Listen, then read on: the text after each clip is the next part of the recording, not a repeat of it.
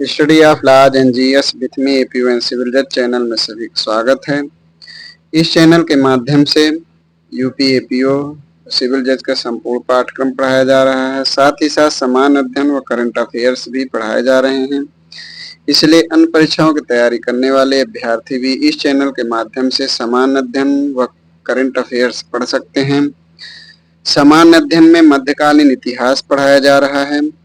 मध्यकालीन इतिहास में दिल्ली सल्तनत के शासकों के विषय में पढ़ाया जा रहा है। दिल्ली सल्तनत के शासकों में गुलाम वंश के शासकों के विषय में पढ़ाया जा चुका है, जिसका अध्ययन पूर्व के वीडियो में इस चैनल को सब्सक्राइब कर देख सकते हैं।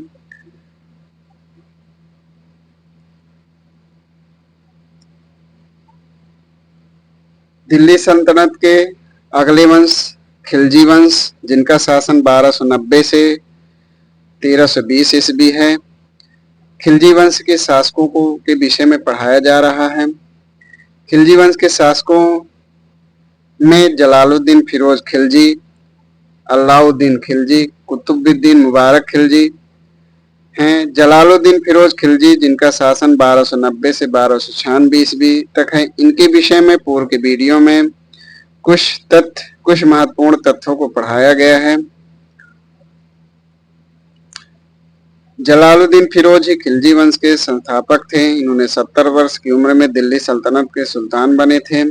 इनके समय जो विद्रोह हुआ वो सीढ़ी मौला का विद्रोह, जो ईरान के रहने वाले थे, आर्थिक तंगी से परेशान होकर दिल्ली में आकर बस गए। ईरानी फकीर सीढ़ी मौला दिल्ली में खानकाह चलाते थे और इस खानकाह में सीढ़ी मौला द्वारा धार्मिक उपदेश दिया जाता था। निःसहाय, निर्धन और जरूरतमंद लोगों को खानकाह में निःशुल्क भोजन व रहने का प्रबंध किया जाता था। यहाँ तक पूर्व के वीडियो में पढ़ाया गया है। आज इनके विषय में या इनके समय हुए विद्रोह के विषय में आगे पढ़ाया जाएगा। तो सीढ़ी मौला के खानकाह में सुल्तान के दरबार से संबंधित अधिकारी भी धार्मिक उपदेश सुनने के लिए आते थे। दिनों दिन सीढ़ी मौला का प्रभाव जनता पर बढ़ने लगा। राज दरबार के अधिकारियों के कहने पर सीढ़ी मौला सुल्तान बनने का विचार रखने लगे। सुल्तान जलालुद्दीन खिलजी ने खानकाह पर आक्रमण कराकर सीढ़ी मौला को बंदी बना लिया।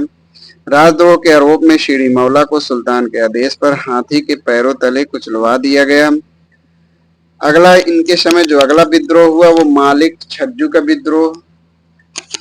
इन्हीं सुल्तान बलबन के भतीजे मलिक छज्जू कड़ा और मानिकपुर का सूबेदार था।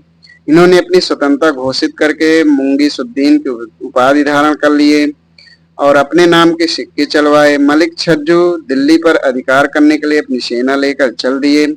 सुल्तान जलालुद्दीन खिलजी के पुत्र अरकली खां को मलिक छज्जू का विद्रोह दबाने के लिए दिल्ली से भेजा गया।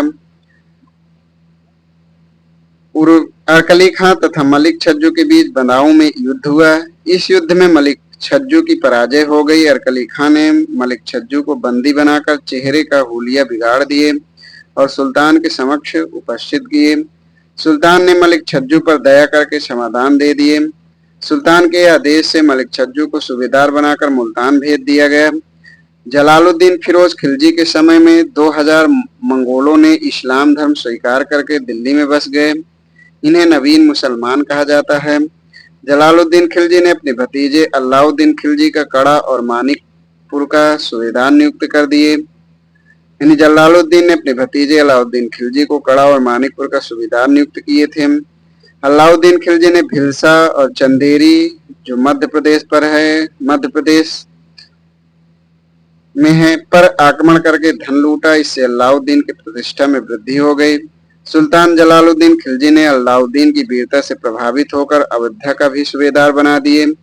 1295 से 96 ईस्वी के दौरान अलाउद्दीन खिलजी धन लालसा के कारण विंध्य पर्वत माला को पार करके दक्षिण के राज देवगिरी महाराष्ट्र पर आक्रमण कर दिए। देवगिरी के राजा रामचंद्र देव ने अलाउद्दीन खिलजी के साथ भीषण युद्ध किए। इस युद्ध में रामचंद्र देव की पराजय हुई। रामचंद्र देव ने दिल्ली की अधीनता स्वीकार करते हुए प्रतिवर्ष कर भेजने का आश्वासन दिए। अलाउद्दीन खिलजी देवगिरी से अपार धन लेकर कड़ा चले आए। सुल्तान जलालुद्दीन खिलजी दक्षिण विजय से अत्यधिक प्रभावित होकर अपने भतीजे अलाउद्दीन खिलजी से मिलने कड़ा पहुंच गए, जहां अलाउद्दीन खिलजी सुल्तान बनने के लालच में 12 जुलाई 1296 ईस्वी को सुल्तान जलालुद्दीन खिलजी की हत्या कर दिए। तो इस प्रकार सुल्तान जलालुद्दीन खिलजी के शासन का अंत हुआ। जलालुद्दीन खिलजी के बाद अलाउद्दीन खिलजी, जिनके विषय में कल के वीडियो में विस्तार से पढ़ाया जाएगा। धन्यवाद।